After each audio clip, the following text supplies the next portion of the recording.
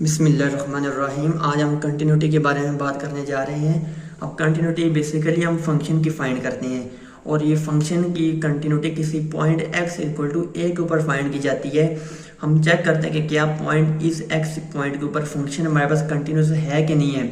उसके लिए हमारे पास बेसिकली दो स्टेप्स हैं। पहला स्टेप ये है कि हम फंक्शन की वैल्यू को चेक करते हैं उस point x equal to a के ऊपर, कि आया उस पॉइंट के ऊपर फंक्शन की वैल्यू डिफाइंड है कि नहीं। ऐसा तो नहीं है कि उस पॉइंट पे फंक्शन की वैल्यू को अनडिटरमिनेट फॉर्म में आ जाए, यानी 0/0 या इन्फिनिटी फॉर्म में आ जाए। तो इस केस में हम कहेंगे कि फंक्शन जो है वो स्टार्टिंग में ही जो कि पहले कंडीशन को बेयर नहीं कर रहा, तो फंक्शन हमारे पास जो है वो कंटिन्यूस नहीं होगा। डिफाइन होने का मतलब यह है कि फंक्शन की कोई फाइनाइट वैल्यू आनी चाहिए उस x equal to a point के ऊपर। अगर फंक्शन की वैल्यू डिफाइंड है, उसके बाद हम चेक करेंगे कि क्या उस point x equal to a के ऊपर फंक्शन की लिमिट एग्जिस्ट करती है कि नहीं। अगर फंक्शन की लिमिट एग्जिस्ट कर जाती है उस x पॉइंट के ऊपर, तो फिर हम थर्ड स्टेप में देखेंगे क्या वैल्यू ऑफ द फंक्शन और लिमिट ऑफ द फंक्शन दोनों का आंसर इक्वल आता है कि नहीं। ऐसा तो नहीं है कि लिमिट हमारे पास 4 आ जाए और वैल्यू द फंक्शन 5 आ जाए। सो डिफरेंट नहीं आनी चाहिए। तो ये थर्ड स्टेप है कि वैल्यू ऑफ द फंक्शन और लिमिट ऑफ द फंक्शन दोनों यूनिक होने चाहिए। तब हम कहेंगे कि ये तीनों कंडीशन ट्रू हो गई तो फंक्शन कंटिन्यूस होगा। अब ग्राफिकली हम कंटिन्यूटी को किस तरह से समझा सकते हैं कि हमारे पास कोई फंक्शन गिवन है, हम x की डिफरेंट वैल्यूज को पुट करते हैं फंक्शन के अंदर, तो हमें फंक्शन का ग्राफ मिलता जाएगा।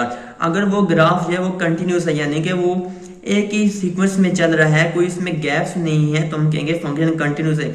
जैसे किसी x पॉइंट को पुट करने से फंक्शन के अंदर ब्रेक आ जाए, यानी कि वो फंक्शन किसी और पॉइंट से मूव करना शुरू कर दे, यानी उसका ग्राफ स्टार्ट होना शुरू कर दे, तो हम कहेंगे कि फंक्शन में डिसकंटिन्यूटी आ गई है। डिसकंटिन्यूटी का मतलब ही ये है कि वो फंक्शन जो वो टूट चुका है, उसमें ब्रेक आ गया है, तो हम कहेंगे ये फंक्शन डिसकंटिन्यूस है।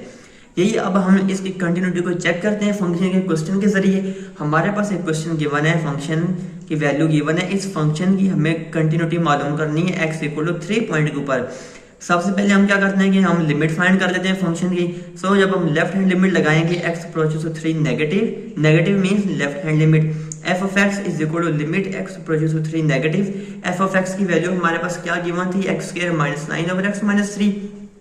अब ऊपर देखा जाए तो ये a square minus b square की टर्म बन रही है, यानी b3 का स्क्वायर हम 9 को लिख सकते हैं। सो ये x plus 3 into x minus 3, यानी हमने इसको फैक्टर्स में ब्रेक कर दिया, ओवर डिनोमिनेटर में x माइनस 3 कैंसिल आउट हो जाएंगे x माइनस 3, तो हमारे पास x प्लस 3 बच जाएगा। जब x की वैल्यू हम लिमिट में 3 पुट करेंगे तो हमारे पास रिजल्ट 6 आ जाएगा। इसी तरह राइट हैंड लिमिट हम फाइंड करेंगे, limit x approaches to 3 positive, f of x is equal to limit x approaches to 3 positive. Function की हमने वैल्यू को हमने लिखा, उसको सिंपलीफाई किया, कैंसिल आउट करके जब हम लिमिट 3 पुट करेंगे अगेन 6 आ जाएगा। अब value of the function find करते हैं। लिमिट तो हमने मालूम कर ली और वो यूनिक आ रही है दोनों केसेस में।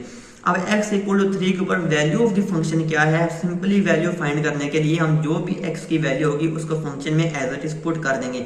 जहां जहां पर फंक्शन में x होगा वहां पे हम x की वैल्यू 3 पुट करेंगे। सिंपलीफाई किया, 9 माइनस 9 0/0। अब देखा जाए जो वैल्यू ऑफ द फंक्शन है वो 0/0 यानी अनडिटरमिनेट फॉर्म आ गई है।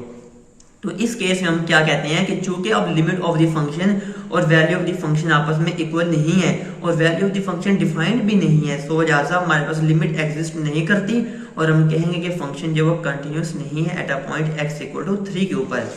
सो हमारे पास जो फंक्शन है वो डिसकंटिन्यूस साबित हो गया। अब हम एक और क्वेश्चन की तरफ चलते हैं। हमारे पास क्वेश्चन ये कि क्या एक फंक्शन डिफाइन किया जा सकता है एट अ पॉइंट -1 3 के ऊपर सच दैट वो कंटिन्यूस बन जाए। अगर वो कंटिन्यूस बन जाता है तो किस तरह, यानी कि हमें एक पॉइंट दे दिया है प्लेन के अंदर -1 और 3।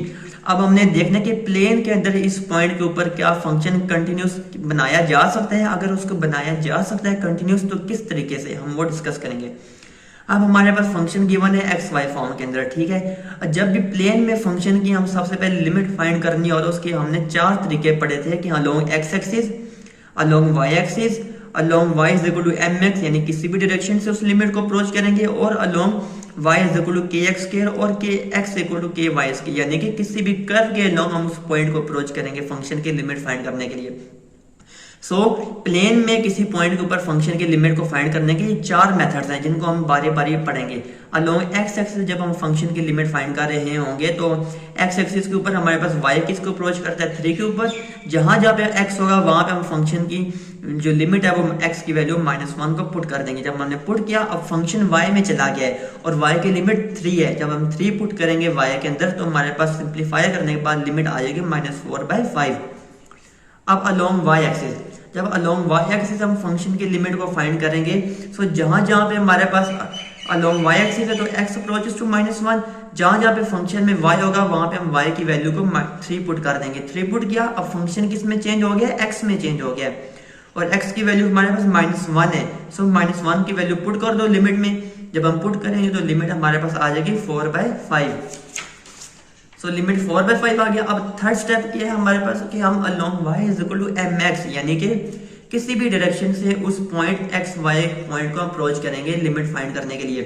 सो चूंकि along y equal to mx है, सो x अप्रोचेस टू -1, जहां जहां पे फंक्शन की वैल्यू होगी वहां पे हम y की जगह mx को पुट करेंगे। हमने mx पुट किया फंक्शन की वैल्यू में, देखा ये y के अंदर mx पुट किया, नीचे भी y जगह mx।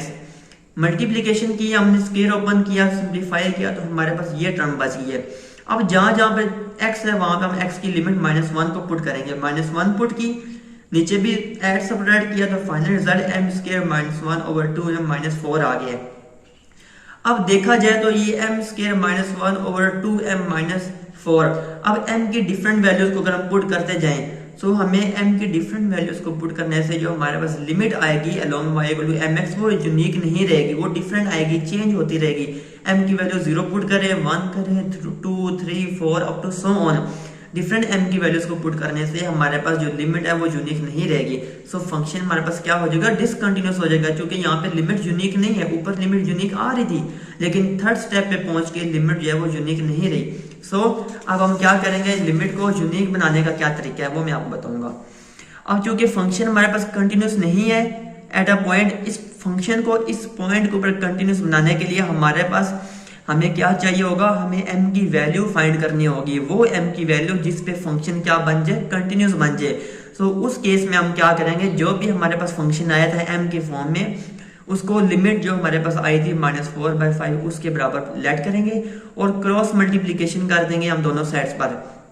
क्रॉस मल्टीप्लीकेशन करने के बाद जब हम सिंप्लीफाई करेंगे हमारे पास क्वाड्रेटिक इक्वेशन आ जाएगी m के अंदर। इसके फैक्टर्स बनाएंगे, फैक्टर्स को 0 के बराबर पुट किया तो यहाँ पे m के 2 डिफरेंट वैल्यूज आ जाएंगे, क्योंकि हमारे पास क्वाड्रेटिक इक्वेशन थी पावर 2 में। सो m की वैल्यूज को -3 पुट किया हमने इस फंक्शन के अंदर, तो हम देखेंगे कि हमारे पास m की वैल्यू -3 पुट करने से जो फंक्शन की वैल्यू आई है वो -4/5 आ गई है। और m की वैल्यू 7/5 पुट करने से तब भी हमारे पास जहां जहां पर m होगा वहां पे 7/5 पुट करेंगे। स्क्वायर ओपन किया, नीचे भी मल्टीप्लाई किया, दोनों साइड पे ऊपर नीचे एलसीएम लिया, कैंसिल आउट करने के बाद हमारे पास जो लिमिट है वो -4/5 आ गई है। सो थर्ड कंडीशन जो हमारे पास थी लिमिट फाइंड करने की वो भी सेटिस्फाई कर गई है इन दो m की वैल्यूज के ऊपर। सो लिमिट फाइंड करने का लास्ट और फोर्थ स्टेप जो है वो हम डिस्कस करेंगे। अब हम किसी भी कर्व के अलोंग उस लिमिट उस पॉइंट -1 और 3 को अप्रोच करेंगे जहां पे फंक्शन की लिमिट मालूम करनी है।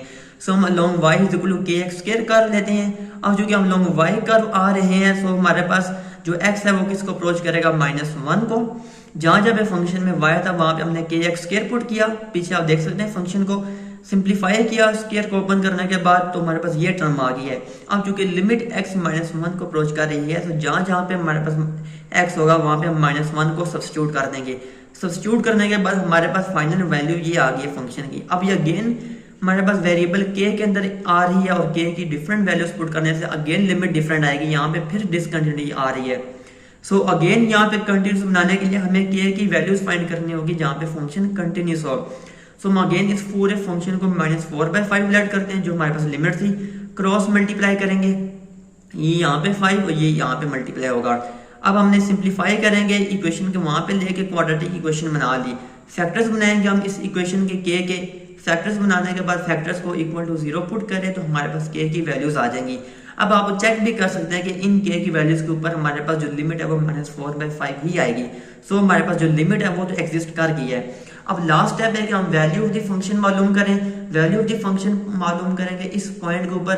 सो जब हम फंक्शन के अंदर सिंपली x और y की वैल्यूज पुट करेंगे तो हमें नजर आएगा x की वैल्यू -1, y की वैल्यू 3 पुट की, नीचे भी x की वैल्यू -1, y की वैल्यू 3, -1 + 9 8, -2 × 5 -10, तो 8/-10 इज इक्वल टू -4/5। सो अब देखा जाए तो जो हमारे पास लिमिट ऑफ द फंक्शन थी ऊपर चारों तरीकों से जो हमने फाइंड की और वैल्यू ऑफ द फंक्शन वापस में इक्वल आ गई है। सो फंक्शन हमारे पास कंटिन्यूस हो जाएगा। सो दोस्तों मैंने आपको बताया कि किस तरह एक फंक्शन को जो कंटिन्यूस नहीं होता उसको हम कंटिन्यूस बना सकते हैं किसी स्पेसिफिक पॉइंट्स के ऊपर। खाली उन पॉइंट्स के ऊपर हमारे पास फंक्शन क्या होगा, कंटिन्यूस होगा, बाकी पॉइंट्स पे नहीं होगा। सो होप दोस्तों आपको मेरी आज की वीडियो पसंद आई होगी। अगर आप मजीद मेरी इसी तरह कैलकुलस के रिलेटेड वीडियोस को देखना चाहते हैं तो प्लीज़ मेरे चैनल को सब्सक्राइब करें, वीडियो को लाइक करें, शेयर करें और कमेंट करना मत भूलिएगा। अल्लाह हाफिज़।